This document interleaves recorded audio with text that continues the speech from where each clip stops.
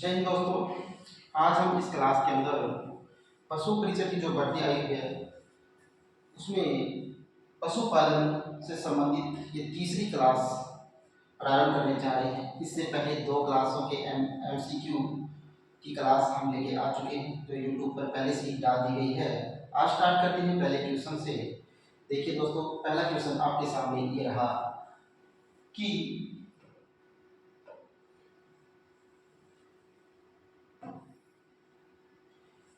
भेड़ माता रोग के बारे में निम्न में से कौन सा कथन सही नहीं है। पूछा क्या है? सही नहीं है पूछा है। गौर से पढ़ना क्वेश्चन को।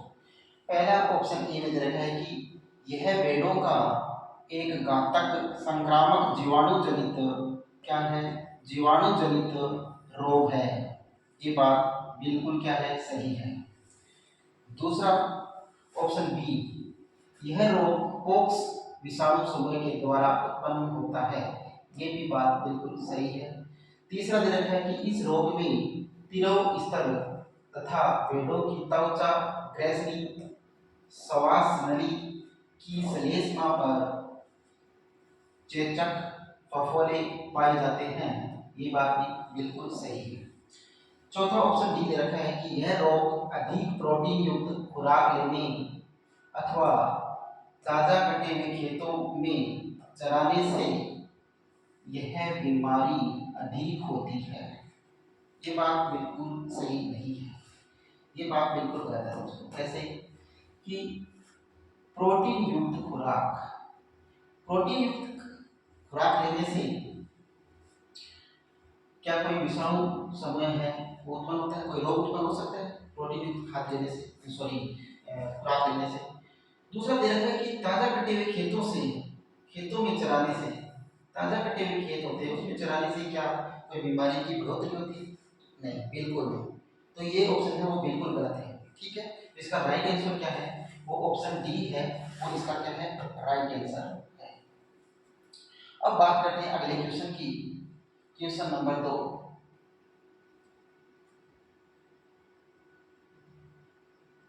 देखिएगा क्वेश्चन नंबर 2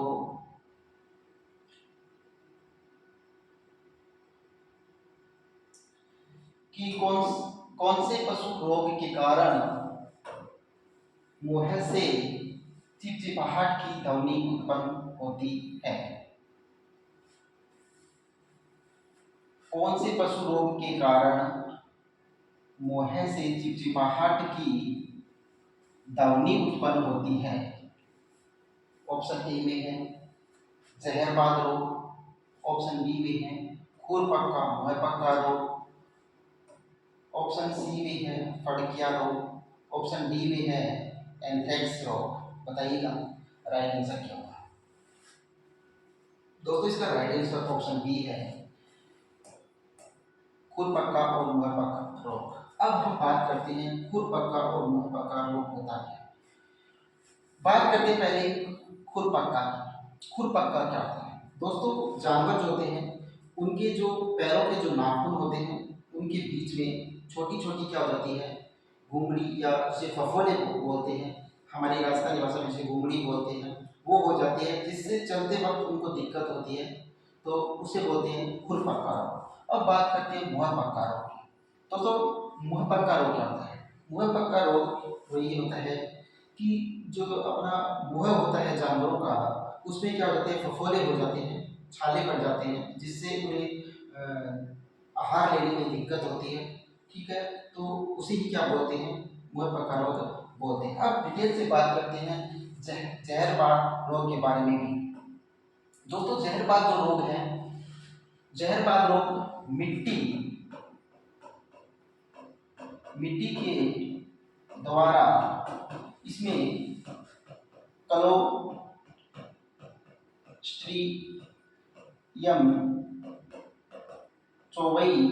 क्लोस्ट्रिडियम चौवई एक नामक क्या होता है? जीवाणु होता है।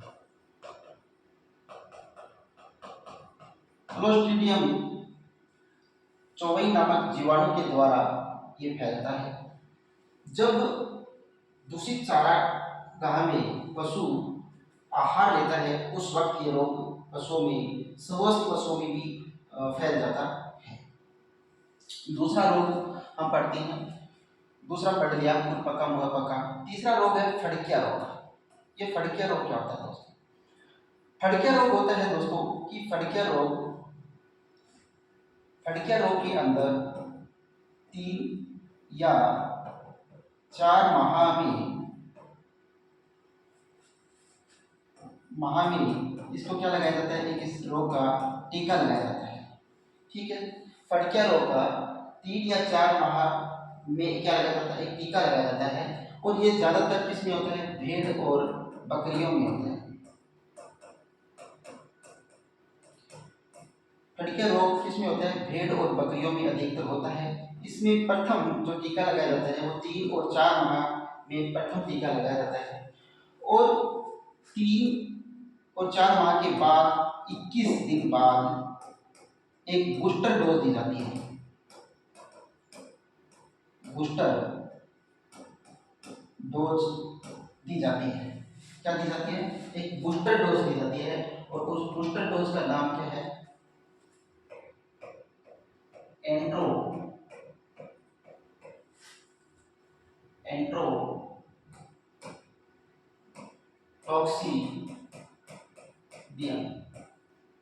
एंट्रोटॉक्सिडियम नामक एक बूस्टर डोज इनको दी जाती है। और ये बूस्टर डोज देने के बाद हर 6 माह में 6 माह में क्या किया जाता है, इस बूस्टर डोज को क्या किया जाता है, रिपीट किया जाता है। क्या किया जाता है, इस बूस्टर डोज को रिपीट किया जाता है। अब दोस्तों फड़किया रोग जो है, इसके प्रारंभिक जो लक्षण होते हैं वो क्या होते हैं? इसके प्रारंभिक जो लक्षण है, वो क्या है? इसके प्रारंभिक लक्षण है कि इसमें पशु है वो खाना पीना छोड़ देता है। क्या? खाना पीना छोड़ देता है, पहली बात। इसका दूसरा लक्षण होता है कि इसमें खून के जस्त लगते हैं। और इसका तीसरा जो लक्षण होता है वो होता है,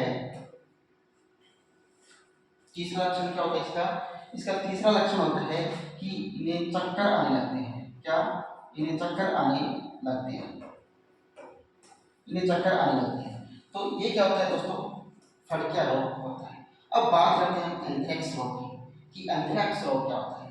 एंथ्रेक्स रोग जो होता है दोस्तों, वो एक ना तो जानवर से दूसरे जानवर में फैलता है, ना एक व्यक्ति से दूसरे व्यक्ति में फैलता है, बल्कि एंथ्रेक्स रोग जो है वो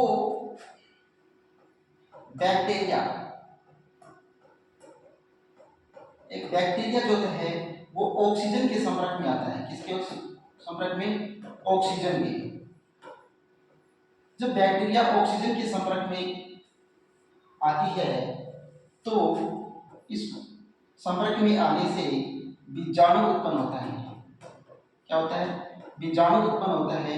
और ये बीजाणु जो होता है वो अत्यधिक क्या होता है, घातक होता है, अत्यधिक प्रतिरोधी होता है।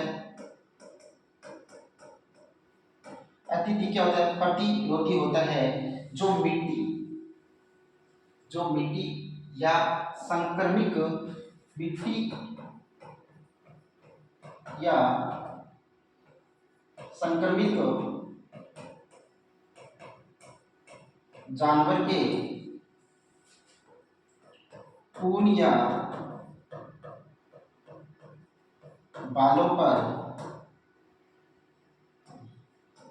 लंबे समय तक क्या रहते हैं, जीवित रहते हैं। समझ में आया? एंथ्रेक्स रोग क्या होते हैं कि बैक्टीरिया जो होता है वो ऑक्सीजन के संपर्क में आने से एक विषाणु क्या होता है, विषाणु उत्पन्न होता है। और वो विषाणु जो होता है वो अत्यधिक प्रतिरोधी होता है। और प्रतिरोधी होने की वजह से ये मिट्टी या संक्रमित जानवर के ऊन या बालों पर क्या हो जाते हैं, लग जाते हैं। और ये लंबी उम्र तक उन पर क्या रहते हैं, जीवित रहते हैं। इसे क्या बोलते हैं, एंथ्रेक्स बोलते हैं। लेकिन इसका राइट ऑप्शन है वो ऑप्शन बी है। ये थोड़ा मैंने आपको डिटेल में बताया रोगों के बारे में, विषय में। क्वेश्चन पढ़ते हैं अगला दोस्तों। अगला क्वेश्चन क्या है इसका वो देखते हैं। Question number 3। क्वेश्चन नंबर 3 देखिएगा। क्वेश्चन नंबर 3 है गोबर की खाद बनाने की किस विधि में नाइट्रोजन अधिक प्राप्त होता है, बताइए।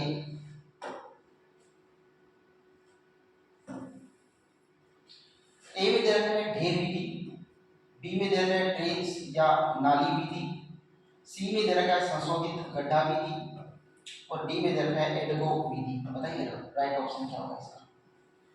तो दोस्तों इसका राइट ऑप्शन होगा वो होगा ऑप्शन बी, ट्रेंच या नाली विधि। अब बात करते हैं ट्रेंच या नाली विधि होता क्या है। ट्रेंच या नाली विधि होता है दोस्तों पानी निकासी के लिए एक संकड़ी नाली बनाई जाती है, उसी को क्या बोलते हैं, ट्रेंच या नाली विधि बोलते हैं। ठीक है। इस अब बात करते हैं ढेर विधि।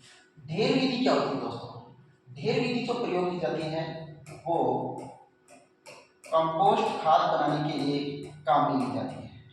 क्या बनाने के लिए, कंपोस्ट खाद बनाने के लिए इसका प्रयोग किया जाता है। और कंपोस्ट खाद बनाते कैसे हैं, इसमें 3 मीटर सॉरी 3 सेमी चौड़ा और 2 सेमी लंबा और 1 सेमी ऊंची या ऊंचा क्या बनाई जाती है, ढेर बनाया जाता है। और इनको बना करके क्या बनाई जाती है, कंपोजिट खाद बनाई जाती है और इसे ही क्या बोलते हैं, ढेर विधि बोलते हैं। आई बात समझ में। अब ट्रेंच विधि के बारे में बात कर चुके हैं।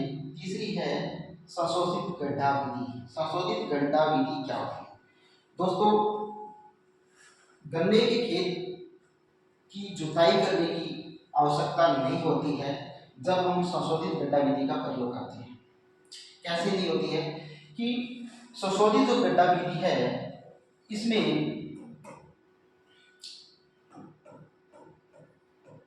रिंग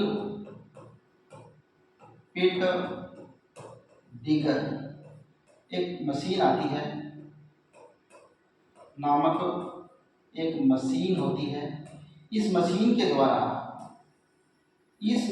द्वारा खेत में क्या करते जाते हैं, गड्ढे बना दिए जाते हैं। ठीक है। खेत में क्या बना दिए जाते हैं, गड्ढे बना दिए जाते हैं। और इन गड्ढे, ये जो गड्ढे होते हैं उनकी केंद्र से दूरी, इनकी जो केंद्र है ये एक गड्ढे की दूसरे गड्ढे से केंद्र की जो दूरी होती है ये दूरी कितनी होती है, 120 सेमी होती है। ठीक है। और इनका जो व्यास होता है, वो कितना होता है, 90 सेमी का होता है। ठीक है। इनकी दूरी कितनी होती है, केंद्र से केंद्र 120 सेमी और इनका जो व्यास होता है वो कितना होता है, 90 सेमी होता है। ठीक है। तो इसके माध्यम से क्या की जाती है, संशोधित गड्ढा विधि का प्रयोग करके गन्ने की खेती की जाती है। आई बात समझ में। अगली बात करते हैं एडगो विधि। ये दोस्तों एडगो विधि जो होती है वो रासायनिक खाद बनाने के लिए इस विधि का प्रयोग किया जाता है। ये होती है एडगो विधि। अब बात करते हैं हम क्वेश्चन नंबर 4 की। क्वेश्चन नंबर 4 में रखा है दोस्तों कि भैंस की किस नस्ल का उद्गम उत्तर प्रदेश है। ए ऑप्शन में है मेहसाणा, बी ऑप्शन में है टोडा। मेहसाणा की डिटेल से बात कर लेते हैं, यहीं पर थोड़ा नीचे है ये। मेहसाणा की बात अगर मैं करूं यहाँ पर तो दोस्तों मेहसाणा का जो उत्पन्न स्थान है, इसका जो उद्गम स्थल है, उद्गम जो स्थल है इसका वो कौन सा है, मेहसाणा का उद्गम स्थल है गुजरात।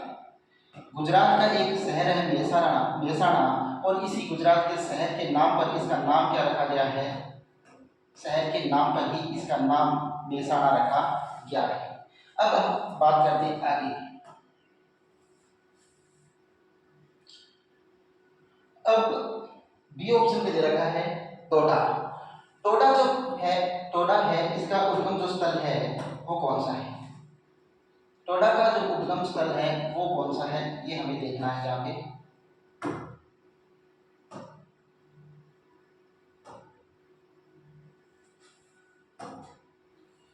टोडा का उद्गम स्थल हमें देखना है। टोडा जो है इसका उद्गम स्थल कौन सा है ये हमें देखना है। उद्गम स्थल, इसका जो उद्गम स्थल है वो कौन सा है? टोडा का उद्गम स्थल है दोस्तों तमिलनाडु।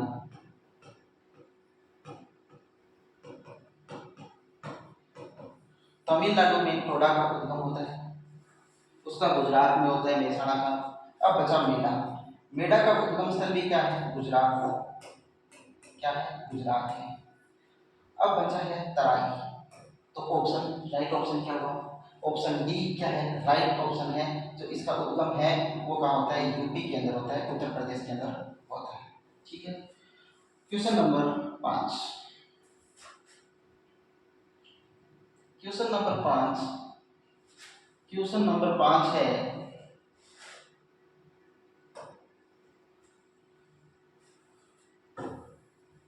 गोवंश जिला व क्षेत्र सम्मिलित कीजिए। तो दोस्तों बताइएगा, ए राठी, बाड़मेर, थारपारकर, बीकानेर, गिर, जालौर, कांकरेज, अजमेर। राइट ऑप्शन क्या होगा? करिए समझिए इसको। दोस्तों राठी जो गाय है, राठी गाय ज्यादातर पाई जाती है वो कहाँ पाई जाती है?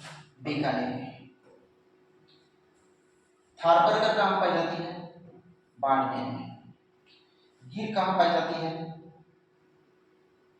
गिर अजमेर में। और कांकरेज जो पाई जाती है वो कहाँ पाई जाती है? जालौर में। तो इसका राइट ऑप्शन क्या है? इसका राइट ऑप्शन है 2 1 4 3। ये क्या है? इसका राइट ऑप्शन है। देखिए कौन से ऑप्शन में है? 2 1 4 3। इसका ए ऑप्शन है वो क्या है? राइट ऑप्शन है। देखिए 2 1 4 3 नहीं है, तो इसका ऑप्शन राइट ऑप्शन है वो क्या है? ए ऑप्शन है। आगे देखिएगा। ठीक है। छठा क्वेश्चन देखिएगा। ऑप्शन नंबर, लटके हुए होठ किस नस्ल के ऊंट की विशेषता है? लटके हुए होठ किस नस्ल के ऊंट की विशेषता है?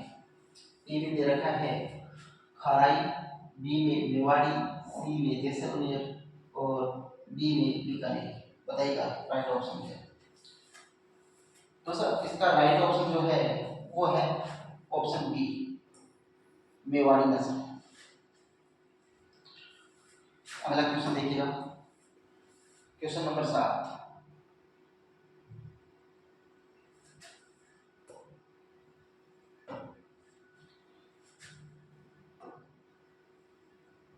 क्वेश्चन नंबर 7 है भेड़ की संकर नस्ल अविवस्त्र किसका संकरण है? भेड़ की संकर नस्ल अविवस्त्र किसका संकरण है? ऑप्शन ए है राम ब्यूनेट और मालपुरा का क्रॉस। ऑप्शन बी है राम ब्यूनेट और चोकला का क्रॉस। ऑप्शन सी है मेरिनो और मारवाड़ी का क्रॉस।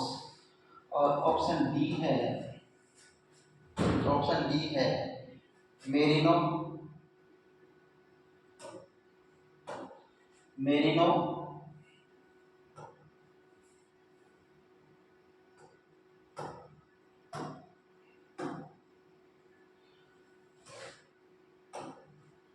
मेरिनो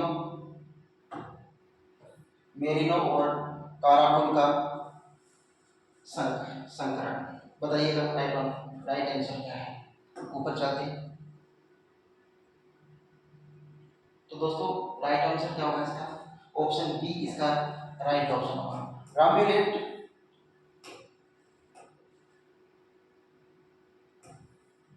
रामबुलेट और चोगला ये क्या है? इसका संकरण है। ठीक है, तो राइट ऑप्शन क्या होगा? ऑप्शन बी इसका राइट आंसर है। अगला आंसर, अगला क्वेश्चन देखिए।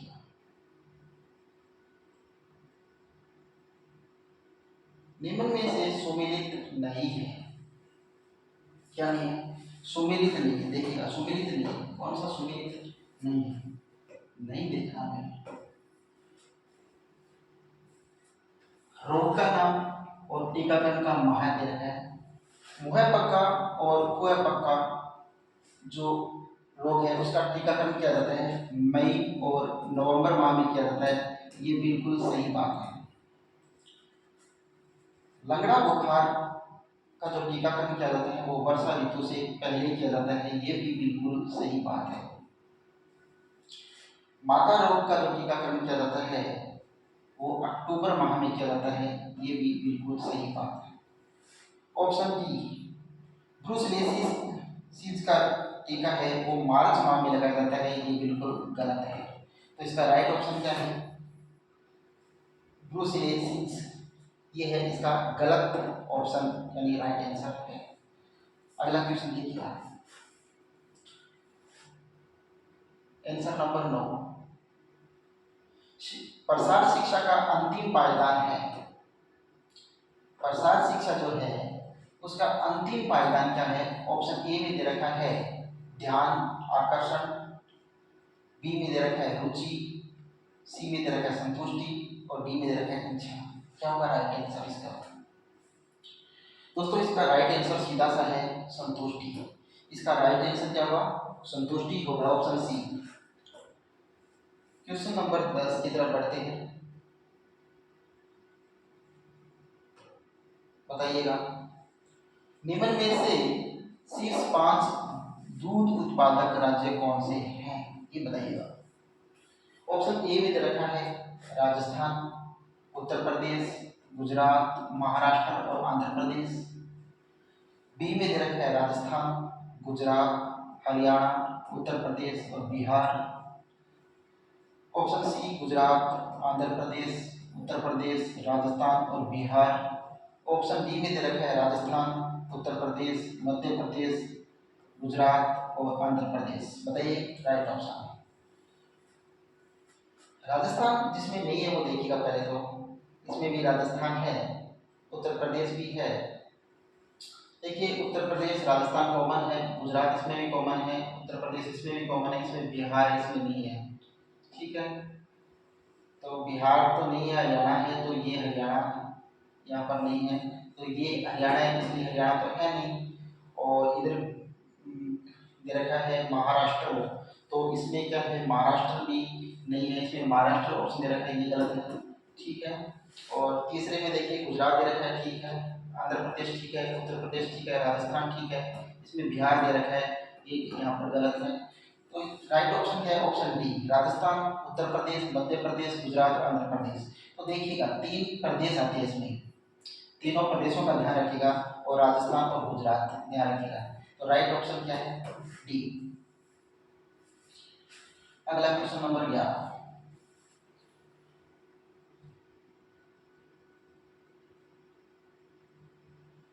पशु की ऊन कतरने के औजार को राजस्थानी भाषा में क्या कहते हैं? पशु की ऊन कतरने के औजार को राजस्थानी भाषा में क्या कहते हैं? कैंची, चौचर, ठीक है, और अगला ऑप्शन क्या है? काट और हमाल। बताइएगा। कैंची राजस्थानी भाषा में कैंची, कैंची तो राजस्थानी भाषा का शब्द नहीं है। ठीक है, तो कैंची राजस्थानी भाषा का शब्द नहीं है। ठीक है, तो ये तो होगा नहीं कैंची तो। ठीक है, कैंची नहीं होगा इसका, कैंची नहीं होगा। चौचर, चौचर कोई शब्द नहीं होता है। ठीक है, राजस्थानी भाषा के अंदर। और अब अगला ऑप्शन है वो देखिएगा काट हमार। ये हमाल, हमाल इसमें नहीं है। इसका राइट आंसर होगा कात। क्या होगा? राजस्थानी भाषा में ऊन कतरने का जो औजार होता है उसको क्या बोलते हैं? कात बोलते हैं। ठीक है, तो राइट आंसर इज कात। अगला क्वेश्चन देखते हैं, क्वेश्चन नंबर 12। क्वेश्चन नंबर 12, केंचुआ प्रजनन और खाद्य निर्माण के लिए उपयुक्त तापमान आवश्यक है, बताइएगा।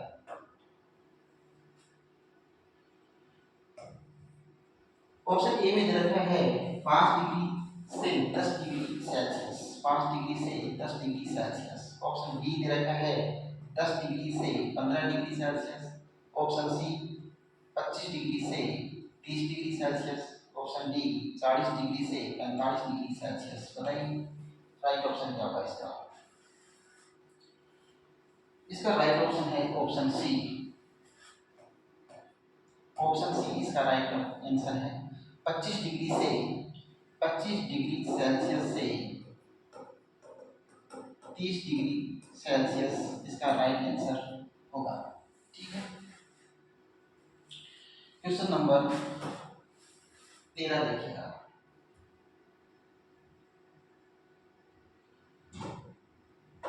क्वेश्चन नंबर 13 है दोस्तों, हड्डियों में कैल्शियम और फास्फोरस के अनुपात में होता है। किस अनुपात में होता है? हड्डियों में कैल्शियम और फास्फोरस जो है वो किस अनुपात में होता है?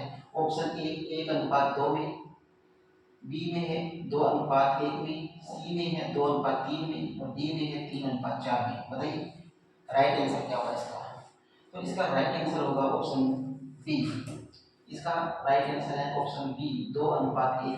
कैल्शियम और फास्फोरस का जो हड्डियों में अनुपात होता है वो 2:1 होता है। Right answer is B. Question number 14, कील दांत किस पशु में नहीं पाया जाता है? ध्यान देना क्वेश्चन पे, नहीं पाया जाता है। पूछा है कील दांत किस पशु में नहीं पाया जाता है? बताइए। गाय में नहीं पाया जाता, कुत्ते में नहीं पाया जाता, सुअर में नहीं पाया जाता या ऊंट में नहीं पाया जाता।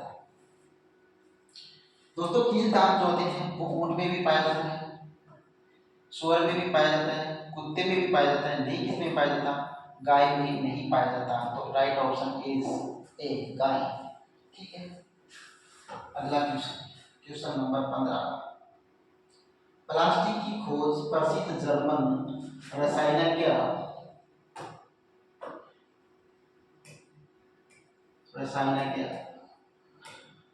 रसायनज्ञ के द्वारा कब की गई? प्लास्टिक की खोज किस प्रसिद्ध जर्मन रसायनज्ञ के द्वारा कब की गई? ये बताना है हमें। तो बताइएगा 1924, 1846, 1827, 1864। बताइएगा क्या ऑप्शन होगा इसका? आंसर क्या होगा? बताइएगा दोस्तों। तो इसका राइट ऑप्शन जो होगा वो होगा ऑप्शन बी 1846। प्लास्टिक की खोज प्रसिद्ध जर्मन रसायनज्ञ के द्वारा कब की गई थी? 1846 में की गई थी। अगला क्वेश्चन देखिएगा,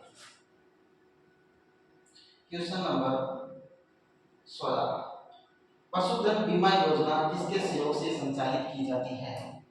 बताइए। केंद्र सरकार, राज्य सरकार, नाबार्ड, विश्व बैंक, किसके सहयोग से संचालित की जाती है?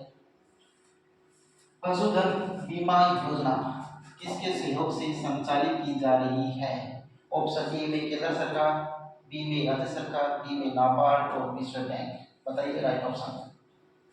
राइट ऑप्शन इसका दोस्तों ए है, केंद्र सरकार के द्वारा।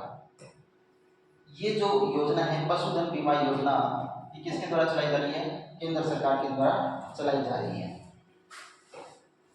अगला क्वेश्चन देखिएगा, क्वेश्चन नंबर 17, दुधारू गाय या भैंस के अयोग्य लक्षण निम्न में से कौन सा नहीं है? देखना क्वेश्चन आराम से पढ़ना। यहाँ पर बहुत ज्यादा मिस्टेक कर जाते हैं स्टूडेंट कि पढ़ने में, क्वेश्चन को पढ़ने में क्या कर जाते हैं? गलती कर जाते हैं और आता हुआ क्वेश्चन को क्या हो जाता है? गलत हो जाते हैं। बहुत सी बार ये गलती करते हैं, लेकिन ध्यान से पढ़िएगा। दुधारू गाय या भैंस के अयोग्य लक्षण निम्न में से कौन सा नहीं है पूछा है। तो देखिए कौन सा नहीं है।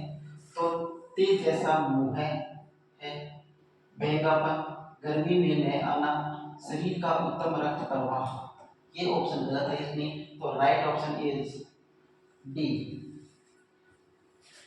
अगला क्वेश्चन देखिएगा, क्वेश्चन नंबर 18।